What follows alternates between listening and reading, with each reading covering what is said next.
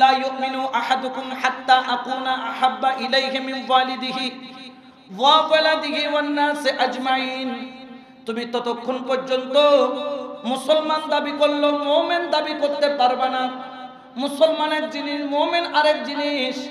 তুমি ততক্ষণ পর্যন্ত ঈমানদার দাবি করতে পারবে না যতক্ষণ তুমি তোমার আওলাদ থেকে, মা বাবা থেকে, পরিবার পরিজন, আত্মীয় স্বজন, টাকা পয়সা, ধন দৌলত থেকে আমি রাসূলকে অধিক পরিমাণে মোহাব্বত না করবা ততক্ষণ পর্যন্ত তুমি মুমিন দাবি করতে পারবে না। যেই ব্যক্তি আল্লাহকে ভালোবাসতে চায় সে যেন আপনি নবীর ইত্তেবা করে, অর্থাৎ আপনি নবীকে ভালোবাসে। দ্বিতীয় নম্বর ফায়দা হলো আমার আল্লাহ বলছেন যার অন্তরের মধ্যে আপনি নবীর মোহাব্বত থাকবে, আপনি নবীর ইত্তেবা করবে, আপনি নবীকে অন্তরের মধ্যে জায়গা দিবে। আমি আল্লাহ ঘোষণা করে দিলাম ওয়ায়াগফিরু লাকুম যুনুবাকুম। আমি আল্লাহ তার জীবনের সগীরাও হতে পারে, তার জীবনের কবিরাও হতে পারে, সগীরা গুনাহও হতে পারে, কবিরা গুনাহও হতে পারে। ও নবী, আপনার মোহাব্বত যার অন্তরের মধ্যে থাকবে ওয়ায়াগফিরু লাকুম যুনুবাকুম ওয়াল্লাহু গফুরুর রহিম।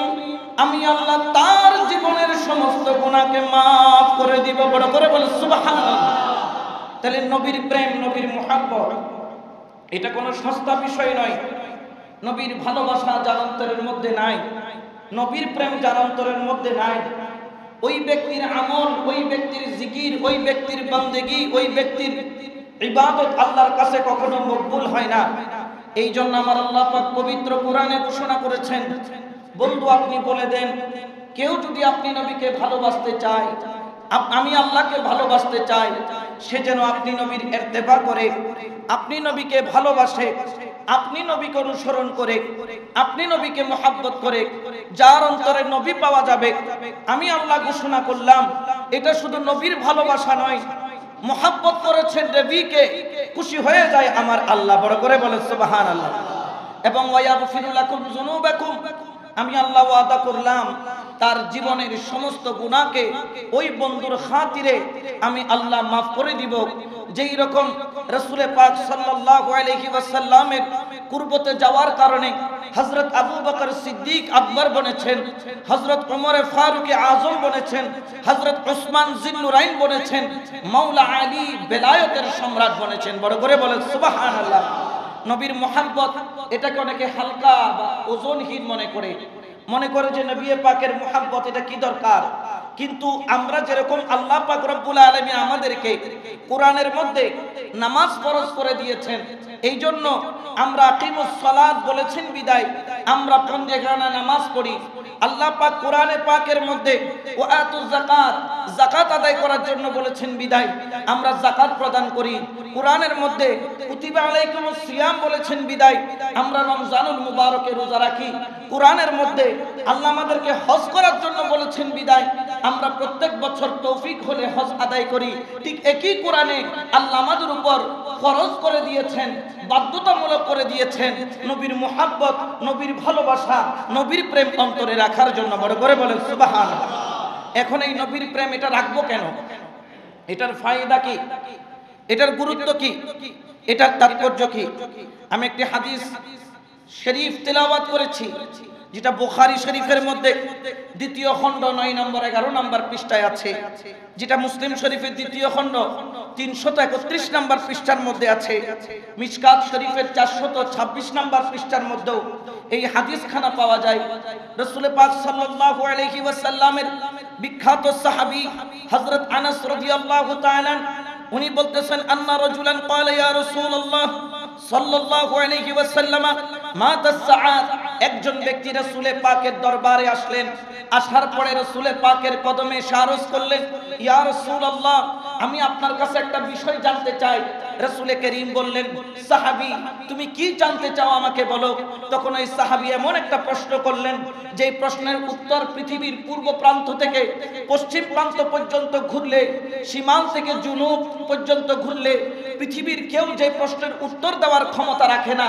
ইয়া রাসূলুল্লাহ, আমি আপনার কাছে জানতে চাই, মাতাস সাআত, কিয়ামত কখন হবে, আমাকে একটু সংবাদ দিন। বড় করে বলেন সুবহানাল্লাহ। অর্থাৎ সাহাবাদের আকীদা ছিল কিয়ামত কখন হবে পৃথিবীর বুকে কেউ বলতে না পারলেও এটা রাসূলে পাক বলার ক্ষমতা আছে। এটাই বুঝাচ্ছেন, না হলে এই ধরনের প্রশ্ন কখনো কেউ কোনো ব্যক্তিকে করে না। রাসূলে পাককে গিয়ে আরজ করলেন, ইয়া রাসূলুল্লাহ, মাতাস সাআত, কিয়ামত কখন হবে। রাসূলে পাক সাল্লাল্লাহু আলাইহি ওয়াসাল্লাম বললেন, এই আমার সাহাবী, আমি তোমাকে উত্তর দিব কখন কিয়ামত হবে, কিন্তু তার আগে তুমি আমাকে একটা প্রশ্নের উত্তর যদি দিতে পারো, আমিও তোমার প্রশ্নের উত্তর দিব। শুধু উত্তর নয়, কিয়ামত কখন হবে সেটা নয়, তুমি কি জান্নাতি না জাহান্নামী সেটাও আমি দয়াল নবী বলে দিব। বড় করে বলে সুবহানাল্লাহ।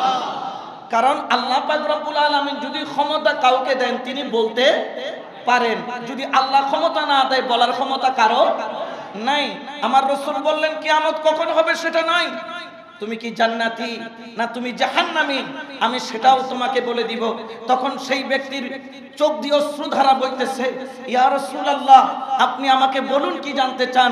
তখন আমার রাসূলে করিম প্রশ্ন করলেন ওই সাহাবীকে, ওয়াইলাকা মা আদাত্তা লাহা, তুমি যে কিয়ামতের ময়দান সম্পর্কে জানতে চাচ্ছ, আগে আমাকে বলো যে ওই কিয়ামতের ময়দানের জন্য তুমি কি সম্পদ জোগাড় করেছো।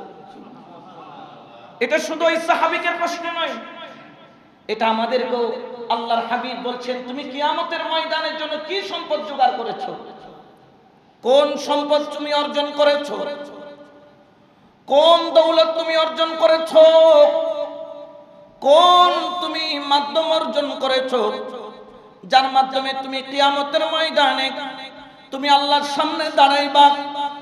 এই কথা যখন বললেন, আমার নবীর সাহাবী রাসূলে পাক সাল্লাল্লাহু আলাইহি ওয়াসাল্লামের সামনে ছোট বাচ্চার মতো গুঙায়া গুঙায়া কান্না আরম্ভ করে দিল।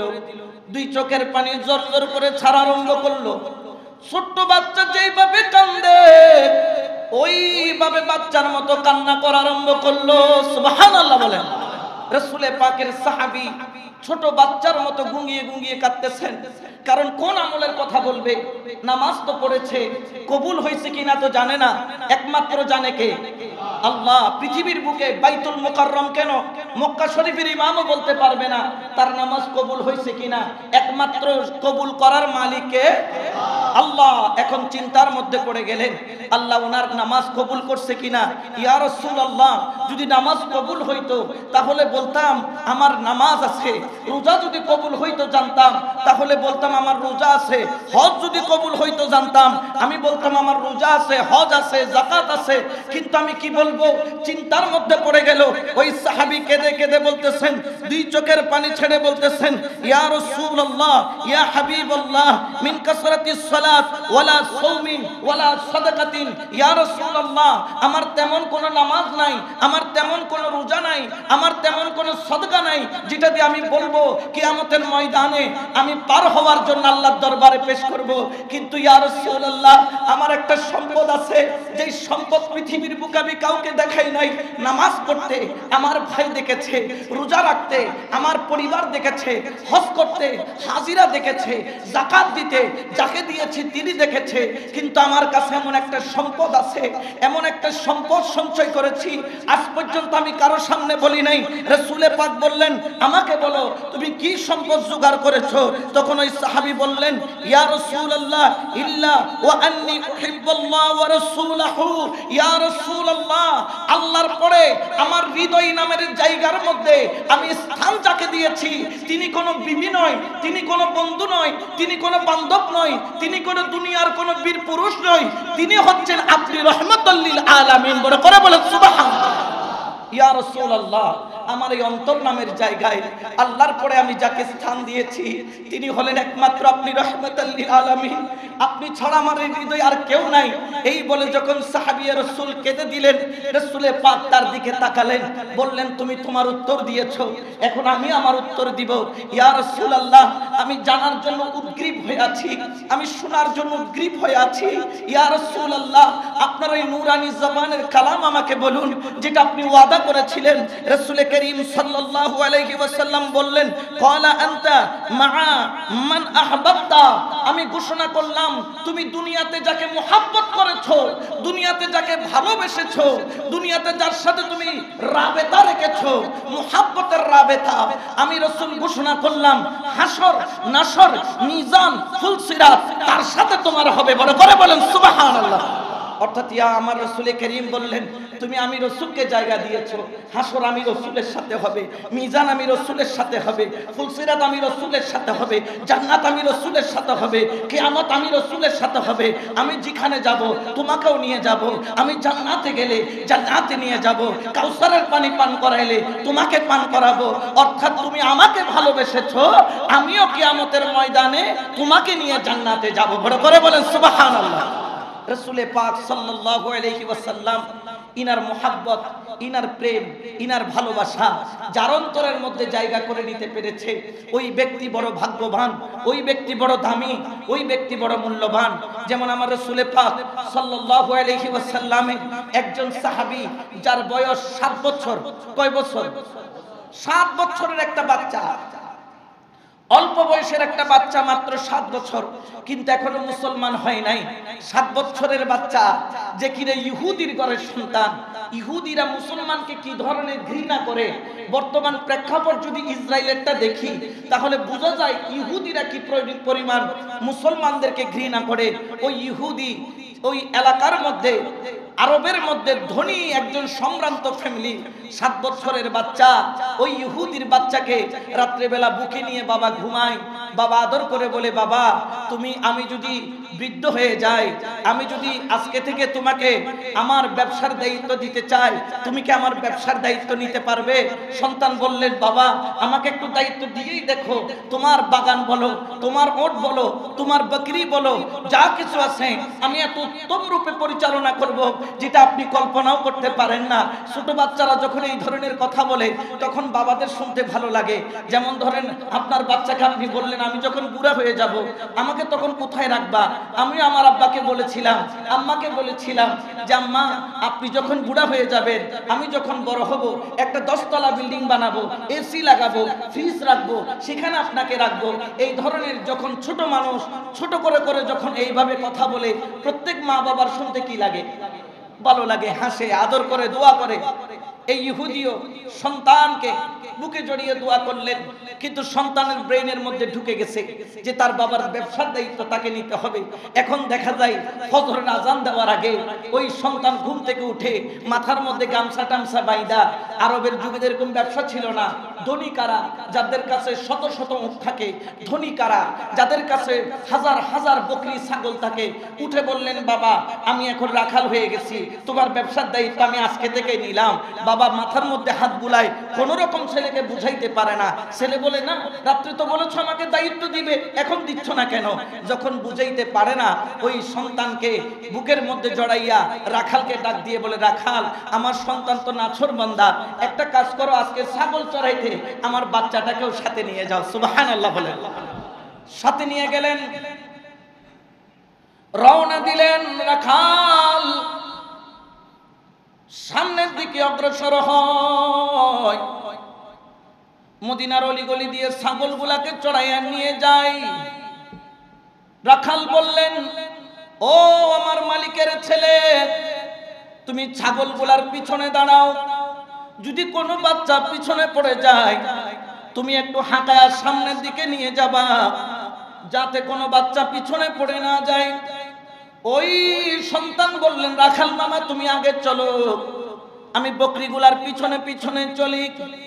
যাইতে যাইতে যাইতে যাইতে হঠাৎ করে একটা ঘর, যেই ঘরের দরজার সামনে পর্দাখানা ছিল খোলা, ওই পর্দার খোলা দরজার সামনে দিয়ে যখন ছাগলগুলা নিয়ে যায়, রাখালো আগে চলে গেল, ছাগল চলে গেল, কিন্তু এই বাচ্চাটা ওই দরজার সামনে আটকে গেল।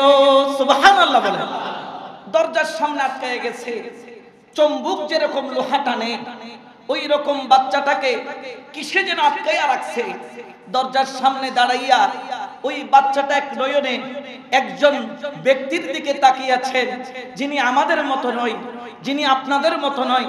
কুল কায়নাতে তার সমতুল্য কেউ নাই, যাকে আল্লাহ কদ জাআকুম মিনাল্লাহি নূরুন ওয়া কিতাবুম মুবিন বলে ঘোষণা করেছেন, যাকে আমার আল্লাহ ওয়া মা আরসালনাকা ইল্লা রাহমাতাল লিল আলামিন বলে ঘোষণা করেছেন, যার জিকিরকে আল্লাহ ওয়া রাফা'না লাকা যিকরাক বলেছেন, যার চেহারাকে, যার চুলের প্রশংসা, যার চোখের প্রশংসা ওয়াদ দুহা ওয়াল লাইলি বলে করেছেন, যার ঘরের কসম আল্লাহ কেটেছেন লা উকসিবু বিহাযাল বালাদ বলেছেন, যার সিনাকে আল্লাহ প্রশস্ত করেছেন আলাম নাশরাহ লাকা সাদরাক বলেছেন, ওই রাহমাতাল লিল আলামিনের ঘরের দুয়ারের সামনে দিয়ে ওই বাচ্চা আটকে রাহমাতাল লিল আলামিনের মুহাব্বতের প্রেমের মধ্যে পড়ে গেলেন। বড় করে বলে সুবহানাল্লাহ। আমার রাসূলের দিকে ফেল করে তাকিয়ে আছে। রাসূলে পাকও মুস্কি মুস্কি হাসে। কোন দিক দিয়ে রাখাল চলে গেল, ছাগল চলে গেল, খবর নাই। আমার রাহমাতাল লিল আলামিনের নূরানি চেহারার দিকে তাকিয়ে বাচ্চাটা কিছুক্ষণ পর পর উকি দেয়, আবার দেখে, উকি দেয়, আবার দেখে। এই রকম করতে করতে সকাল থেকে বিকেল হয়ে গেল। রাখাল ছাগলগুলা চড়িয়ে আনলো, মনে করেছিল বাচ্চা কিছু দূর গিয়ে আবার বাড়িতে গেছে। গড়াইসা দেখে বাচ্চা আসে নাই। ওই ইহুদির বাবা বড় চিন্তার মধ্যে পড়ে গেল। পাহাড়ের মধ্যে নেকড়ে বাঘ থাকতে পারে, সাপ থাকতে পারে, জিন্নাতের আসর হতে পারে। তিনি কি করলেন, বাচ্চাকে খোঁজার জন্য এলাকায় বের হয়ে পড়লো। সতী সঙ্গীরা সবাই বের হয়ে পড়লো বাচ্চাটাকে খোঁজার জন্য। একজন ইহুদি বললেন, কি হয়েছে? কেঁদে কেঁদে বলছেন, আমার বাচ্চাটাকে পাওয়া যাচ্ছে না। তখন ইহুদি বললেন, চিন্তা করো না, তোমার বাচ্চার খবর আমি দিব, তবে শোনার পরে তোমার মেজাজ কিন্তু ভালো থাকবে না। বললেন, কোথায় আমার ছেলে?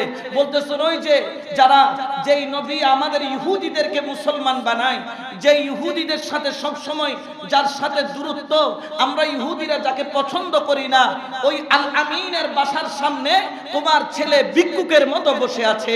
এই বলে যখন বললেন, ইহুদির মাথা গরম হয়ে গেল। বাসায় গিয়ে একটা ছড়ি নিল, লাঠি নিল এবং রাসূলে পাকের দরবার পর্যন্ত গেল। বাচ্চাটাকে লাঠি দিয়ে মারতে মারতে সেখান থেকে ঘরে আনলো, বাচ্চাকে শাসন করলো। আর কোনোদিন যাবে কিনা বল? ওই বাচ্চা কেঁদে বললেন, বাবা আমি আর কোনোদিন ওইখানে যাব না।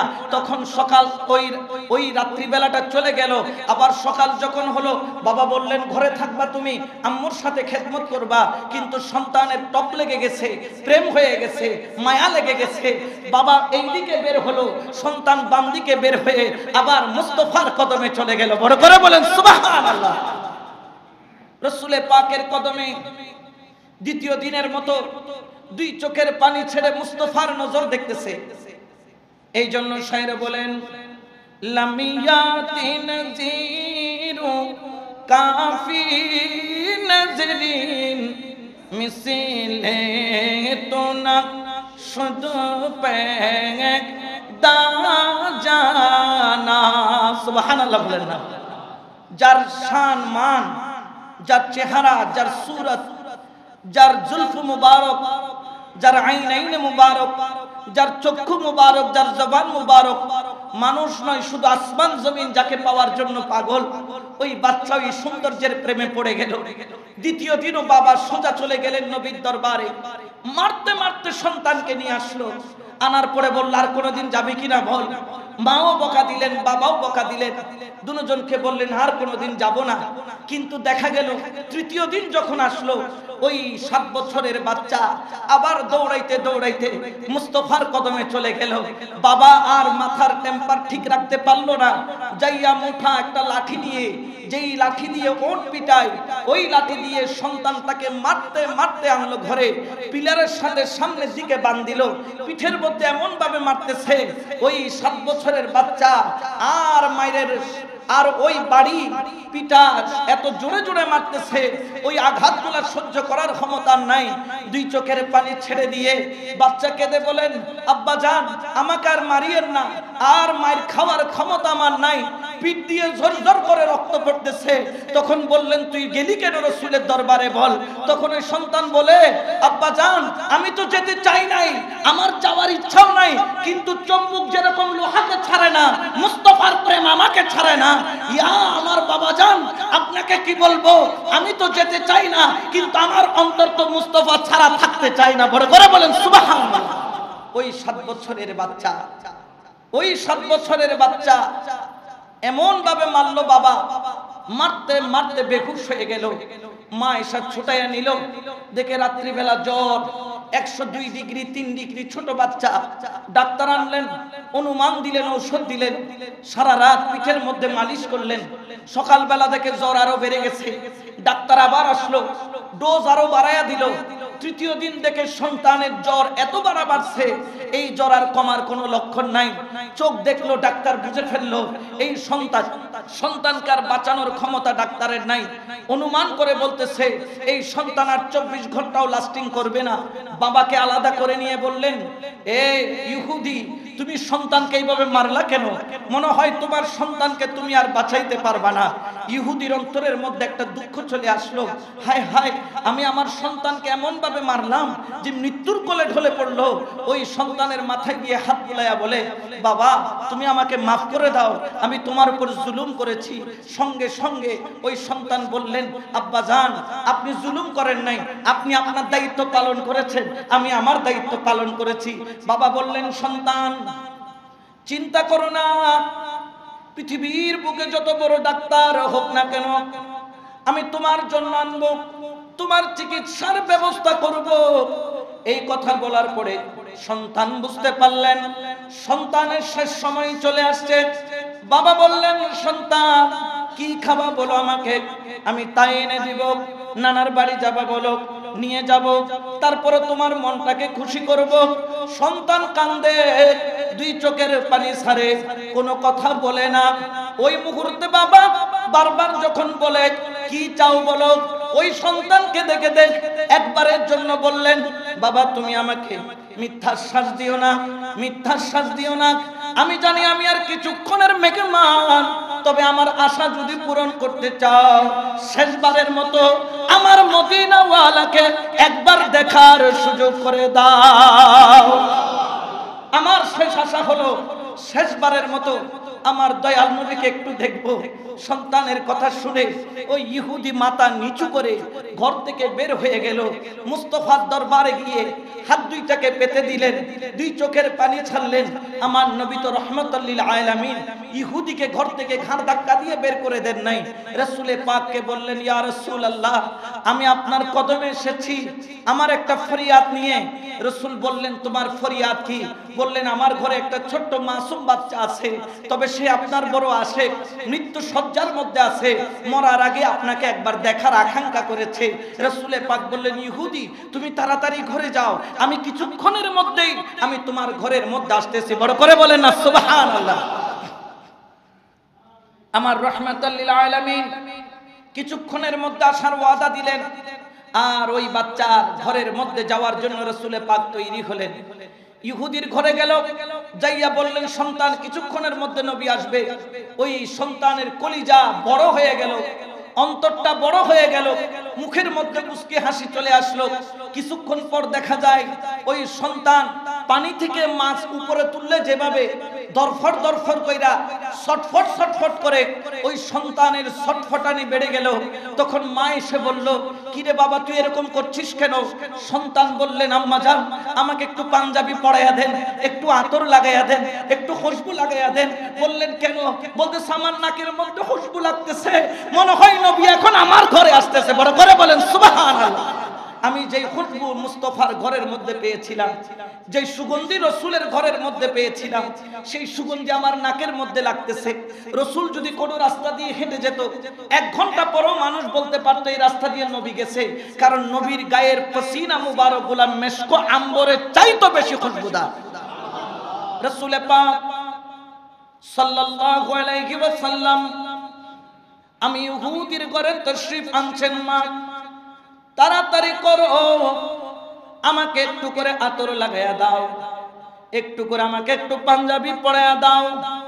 আমার রাসূলের সামনে এইভাবে আমাকে প্রেজেন্টেশন কইরো না। মা তাড়াতাড়ি ওই সন্তানকে কাপড় পরিয়ে দিলেন, আতর লাগিয়ে দিলেন, পোশাক পরিধান করিয়ে দিলেন। কিছুক্ষণ পর ঘরের দরজার মধ্যে আমার রাহমাতাল লিল আলামিন আয়েশা উপস্থিত হলেন। রাসূলে পাক যখন আসছে, ওই বাচ্চার বিছনার মধ্যে থাকতে পারে না। বাচ্চা বিছনা থেকে গড়াইয়া মাটিতে পড়ল। মাটি থেকে গড়াইয়া মুস্তাফার কদম পর্যন্ত গেল। যাইয়া রাসূলের কদম দুইটা ধরে বলতেছি, ইয়া রাসূলুল্লাহ, এই ছোট বাচ্চা, ইহুদির বাচ্চা, আমি ইহুদির সন্তান, আমি ইয়া রাসূলুল্লাহ, আমি জানি কিছুক্ষণের মধ্যে আমি মারা যাব, কিন্তু আমি মারা যাওয়ার আগে আমার একটা খাহেশ, আমার একটা ইচ্ছা, আমার একটা আকাঙ্ক্ষা হলো আপনার নূরি কদমে একটু স্থান পাওয়া, একটু জায়গা পাওয়া। এই গরিবের জন্য আপনার কদমে যদি একটু জায়গা হয়, বড় করে বলেন সুবহানাল্লাহ। ছোট্ট বাচ্চা, 7 বছরের বাচ্চা, রাসূল করিম সাল্লাল্লাহু আলাইহি ওয়াসাল্লাম ওই ইহুদির বাচ্চার মাথার মধ্যে হাত বুলাইয়া দিলেন। রাসূল পাক বললেন, তাহলে আমার জবানে বলো লা ইলাহা ইল্লাল্লাহু মুহাম্মাদুর রাসূলুল্লাহ সাল্লাল্লাহু আলাইহি। ইহুদি ভয়ে, ওই ইহুদির বাচ্চা জবান দিয়ে কোনো আওয়াজ বের করে না, যদি বাবা আবার মারে। রাসূল পাক দ্বিতীয়বার বলল, আবার কলমা পড়ল। ইহুদির বাচ্চা চুপ, যদি বাবা মারে। তৃতীয়বার যখন রাসূল কলমা পড়ল, ইহুদি ডাক দিয়া বলল, ও আমার কলিজার টুকরা সন্তান, আমাদের কথা চিন্তা করো না, তুমি রাসূলের কথা চিন্তা করো, আর তিনি যা বলছেন তোমার জবান দিয়ে বলে ফেলো। ওই সন্তানের জবান দিয়ে সাথে সাথে বের হয়ে গেল, লা ইলাহা ইল্লাল্লাহু মুহাম্মাদুর রাসূলুল্লাহ সাল্লাল্লাহু আলাইহি ওয়াসাল্লাম। রাসূলে পাকের জবানে কলমা পড়ে মুসলমান হয়ে গেলেন। রাসূলে পাক দোয়া করলেন এবং বিছনার মধ্যে শোয়া দিয়া রাসূল বের হয়ে চলে গেল। একটু পরেই রাসূল বের হওয়ার সঙ্গে সঙ্গে পিছন দিয়ে একজন ডাক দিয়ে বলে, ইয়া রাসূলুল্লাহ, এই সন্তানের অবস্থা তো খারাপ। তখন রাসূলে পাক বুঝতে পারলেন এই সন্তান আর বেশিক্ষণ বাঁচবে না। কদ্দুর সামনে গিয়ে হযরত বিলাল হাবশিকে ডাক দিলেন, ও বেলাল, তুই কি জান্নাতি দেখতে চাস? ইয়া রাসূলুল্লাহ, আমি জান্নাতি কোথায় পাবো দেখার জন্য? একটু আগে যাকে কলমা পড়াইছি ওই সন্তানটা হলো জান্নাতি। হযরত বেলাল আকলদার ছিলেন, চোখের পানি ছেড়ে বুঝতে পারলেন এই সন্তান আর বেশিক্ষণ বাঁচবে না, জান্নাতের মেহমান হয়ে যাবে। রাসূল ইশারা করেছেন জান্নাতি দেখার জন্য। দৌড়ায়া যখন ঘরে গেলেন, দেখতেছ এই সন্তান বিছনার মধ্যে ছটফট ছটফট ছটফট ছটফট করতে করতে রাসূলে পাকের মোহাব্বত অন্তরের মধ্যে নিয়ে কলমা পড়তে পড়তে ওই বিছনার মধ্যে ইন্তেকাল করলেন। ইন্না লিল্লাহি ওয়া ইন্না ইলাইহি রাজিউন। যখন ইন্তেকাল করলেন, ঘরের মধ্যে কান্নার রোল পড়ে গেল। সাহাবী রাসূল দৌড় দিলেন নবীর দরবারে, যাই আরজ করলেন, ইয়া রাসূলুল্লাহ, সন্তানটা তো ইন্তেকাল করেছে। রাসূলে পাক বললেন, যাও যাও, তার ঘরে গিয়ে সংবাদ দাও, ওই সন্তানের জানাজা পৃথিবীর বুকে কোনো মুফতি মুহাদ্দিস নয়, খুদ আমি রাসূলুল্লাহ ওই সন্তানের জানাজার নামাজ পড়াবো। ইয়া রাসূলুল্লাহ, জানাজার নামাজ কোথায় দিব, কোন মাঠে দিব? বললেন, একটা কাজ করো, আচ্ছা বলেন তো, চট্টগ্রামের মধ্যে একটা বিখ্যাত মাঠ আছে, প্যারেডের ময়দান, নাম শুনেন নাই?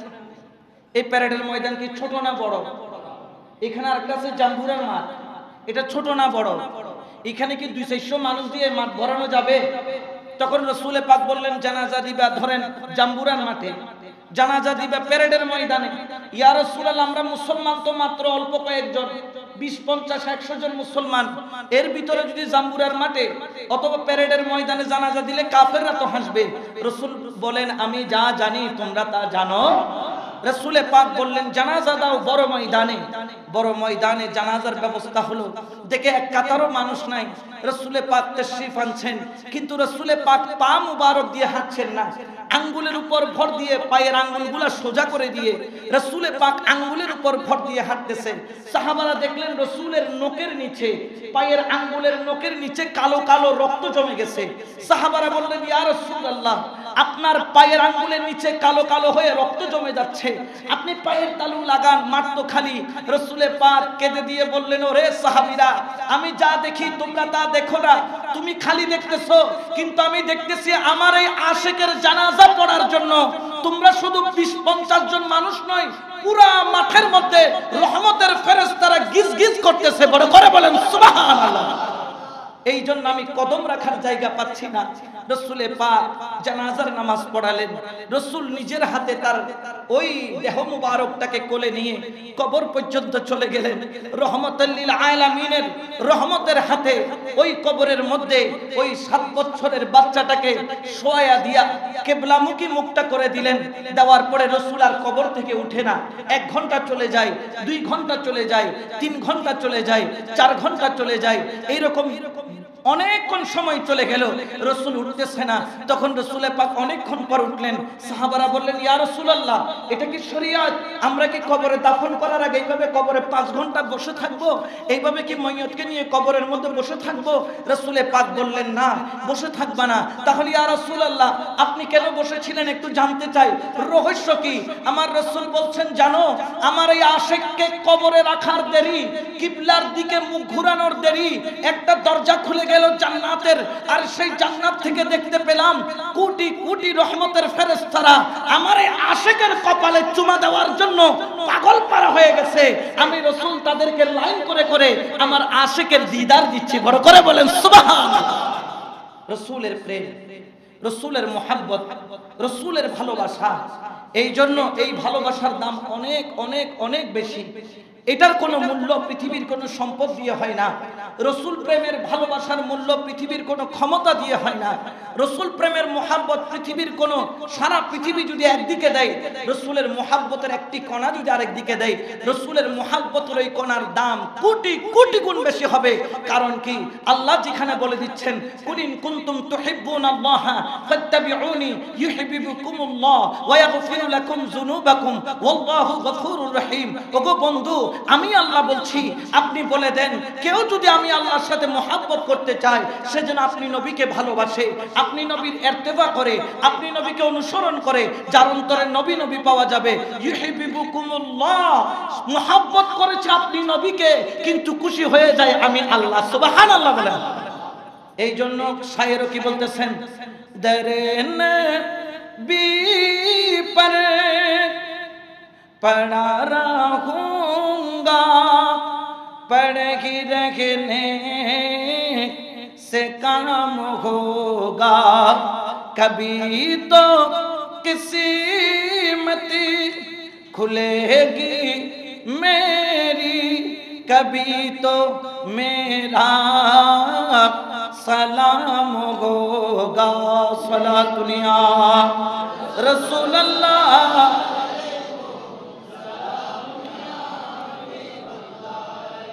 আচ্ছা বলেন তো, ওই যে 7 বছরের বাচ্চা একটু আগে কলমা পড়ে ঈমান আনলো, একটু পড়ে ইন্তেকাল করলো, 1 ওয়াক্ত নামাজ পড়ার সুযোগ পাইছে, পাইছে মনে হয়?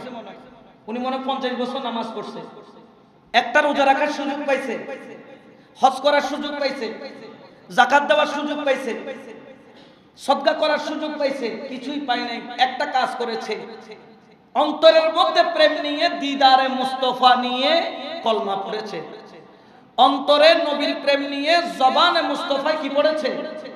কলমা পড়েছে। তার দাম এত বেশি হয়ে গেল, খুদ মুস্তাফা তার জানাজা পড়ালেন, এবং যার জানাজার মধ্যে কোটি কোটি ফেরেশতারা আসমান থেকে জমিনে আসলো, যার জানাজা পড়ার জন্য কোটি কোটি ফেরেশতা বেকরার হয়ে গেল। এবং শুধু তাই নয়, যার জানাজার পরে রসুলে পাক যখন কবরে রাখলেন, ওই আশিকে রসুল 7 বছরের একটা বাচ্চাকে মুহাব্বতের চুমা কপালে দেওয়ার জন্য কোটি কোটি ফেরেশতা বেকরার হয়ে গেল। আসলে এইটার নাম কি? এটার নাম হলো হুব্বে মুস্তাফা, নবীর প্রেমের প্রতিদান। বড় করে বলেন সুবহানাল্লাহ। এই প্রেম আমাদের অন্তরে রাখতে হবে। নবীকে কেমন ভালোবাসবো?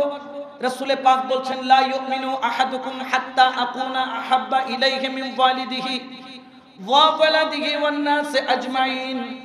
তুমি ততক্ষণ পর্যন্ত মুসলমান দাবি করলো, মুমিন দাবি করতে পারবে না। মুসলমান এক জিনিস, মুমিন আরেক জিনিস।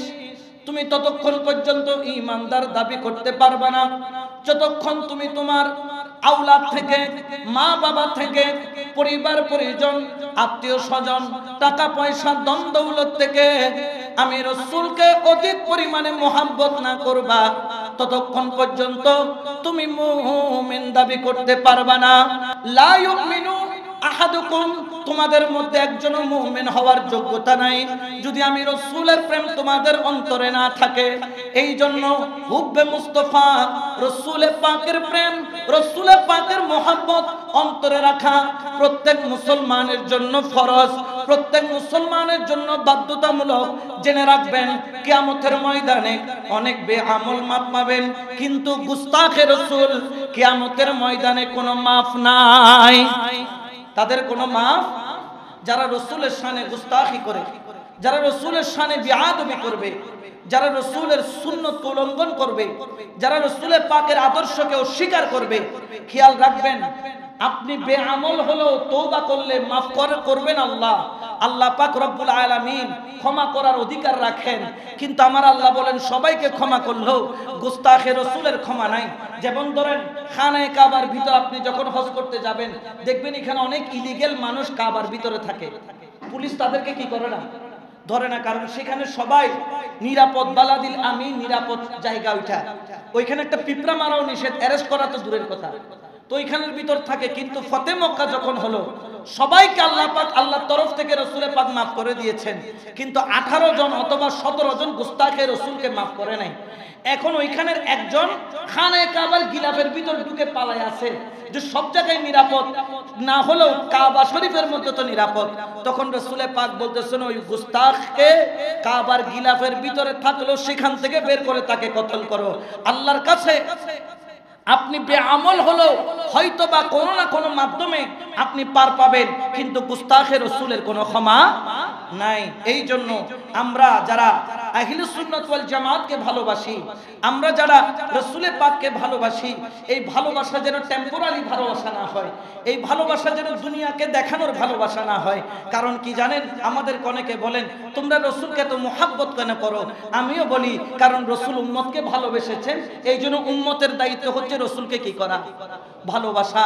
দুনিয়াতে রাসূল যেদিন এসেছেন, রাব্বি হাবিলি উম্মতি, রাসূল বলেছেন, রাসূলের পাক দুনিয়াতে যতদিন ছিলেন কোন রাত রাসূলের পাক ঘুমাইছে চোখ ভরে কেউ বলতে পারবে না।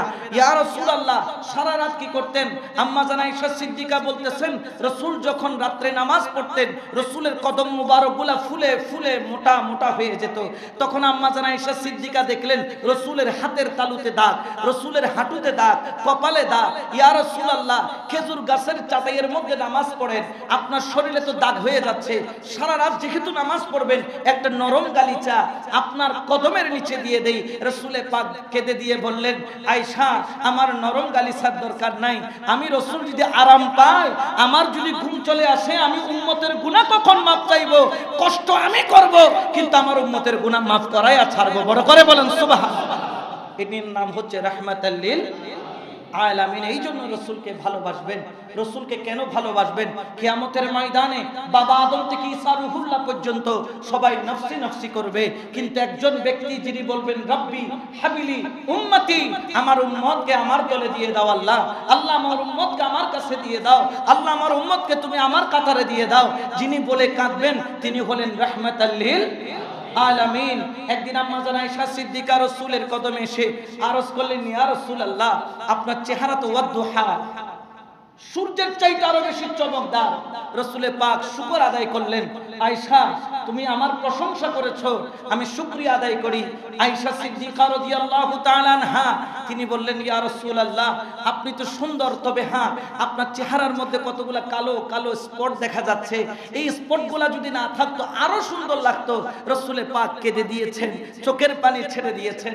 তখন আম্মা জান আয়েশা বললেন, ইয়া রাসূলুল্লাহ আমাকে ক্ষমা করে দেন, আমি যদি কোনো বিআদবি করি। বলে না, বিআদবি নয়, তবে কালো দাগগুলার কথা মনে করিয়ে দিয়ে তুমি আমার দুঃখের আগুনটাকে জ্বালাইয়া দিছো। কোন দুঃখের আগুন ইয়া রাসূলুল্লাহ? ও যে দাগগুলা যে দেখতেছো, এই দাগগুলা এখানকার দাগ নয়। আমি রাসূল যখন তায়েফের ময়দানে কলমার দাওয়াত নিয়ে গিয়েছিলাম, আমাকে 10 মাইল পর্যন্ত দৌড়াইয়া দৌড়াইয়া পাথর মারছিল, আমি রাসূলকে 3 বার বেহুশ করেছিল। আয়েশা চেহারার মধ্যে যে দাগগুলা দেখতে পাচ্ছ, পিঠের মধ্যে সেই দাগ আছে, সিনার মধ্যেও আছে, শরীরেও আছে, এইগুলা হচ্ছে তায়েফের ময়দানের আঘাতের চিহ্ন। আম্মা জান আয়েশাও কেঁদে দিলেন, ইয়া রাসূলুল্লাহ এই চিহ্নগুলা যদি চলে যায় দুঃখের কথাগুলো আর মনে পড়বে না। রাসূল বললেন, না এই চিহ্নগুলা যাওয়ার জন্য আমি আল্লাহর কাছে ফরিয়াদ করব না। ইয়া রাসূলুল্লাহ কেন? বলতেছে যখন কিয়ামতের ময়দানে দাঁড়াবো আমি রাসূলে কারীম, আমার গুনাহগার উম্মত যখন জাহান্নামে পড়ে যাবে, যখন তারা ডাক দিবে ইয়া রাসূলুল্লাহ বলে, আমি রাসূলে পাক আল্লাহর দরবারে সিজদায় পড়ব আর আমার এক একটা দাগ আল্লাহকে দেখাবো, মাওলা রে এই পাথরের আঘাত তোর জন্য খাইছি, তোর কলমা প্রচার করতে গিয়ে খাইছি। আল্লাহ আমি দুনিয়াতে তার কোনো প্রতিদান নেই নাই, কিন্তু কিয়ামতের ময়দানে প্রতিদান চাই। আল্লাহ বলবেন, বন্ধু বলো কি চাও? তখন আমার রাসূলে কারীম আম্মা জান আয়েশা সিদ্দিকা রাদিয়াল্লাহু তাআলা আনহাকে বলছেন, ও আমার আয়েশা শোনো, কিয়ামতের ময়দানে আমি এক একটি দাগ আমার আল্লাহকে দেখাইয়া আমার কোটি কোটি গুনাহগার উম্মতকে জান্নাতি করব। বড় করে বলো সুবহানাল্লাহ। এই রাসূলের প্রেম, রাসূলের মুহাব্বত এটা অনেক দামি, অনেক মূল্যবান।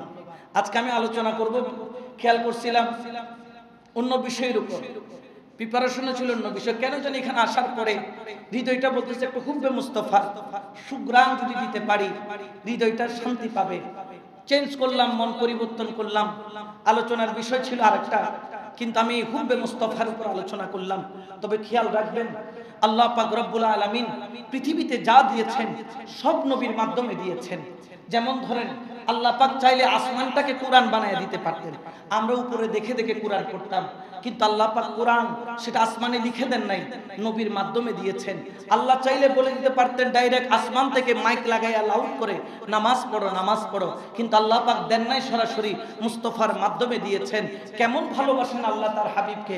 যেমন আপনারা একটু আমার সাথে বলেন আল্লাহ, একটু সবাই বলেন আল্লাহ।